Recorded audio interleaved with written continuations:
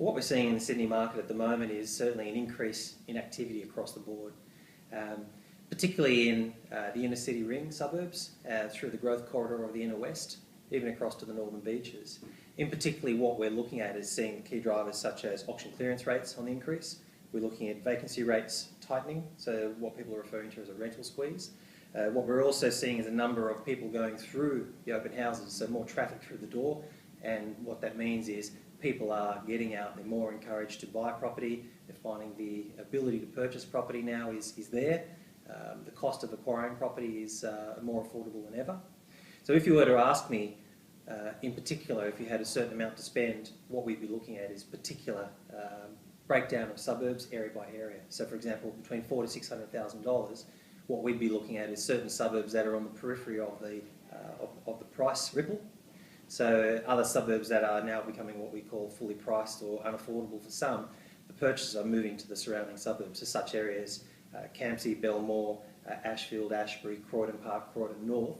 Those sorts of areas we're finding the entry price points are achievable within people's range. First home buyers can get in there, investors are getting good relative yields, sitting up around 5 to 5.5% in some of those suburbs, and the cost of acquisition is low, so making them what we consider good investment grade assets.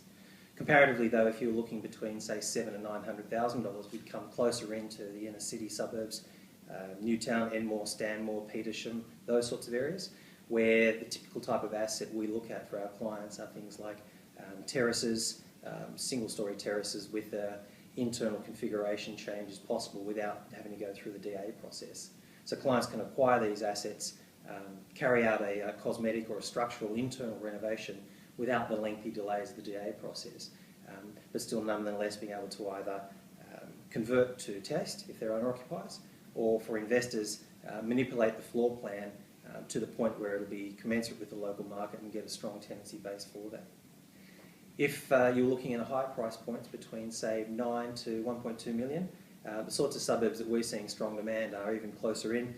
Paddington, some of the beachside suburbs, up through Bondi, Randwick, into Bronte, Clovelly, Tamarama, those sorts of areas.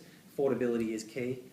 So in those sorts of areas, particularly around the beaches, we're still in the strata apartment dwelling space. Very hard to find semis, townhouses for that sort of price point.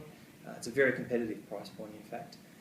So what people are doing is looking at things like fully renovated or renovatable properties in their 2 to 3 bedroom strata situation, renovating to taste, putting tenants in or owner-occupying themselves. Other suburbs such as Dulwich Hill, Summerhill, very popular areas, very strong family-oriented areas, very good village atmosphere type feel there. So the demand is strong in that price point there as well.